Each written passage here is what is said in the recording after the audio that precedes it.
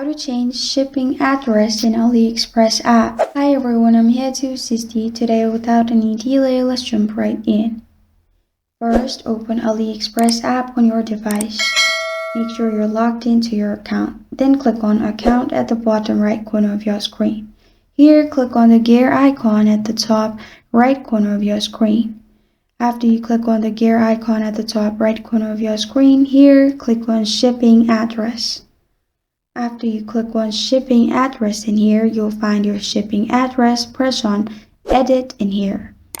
After you press on edit in here, simply scroll down and you'll find address. Delete the address that is in there and add a new address and press on save at the bottom. After you do that, you're good to go.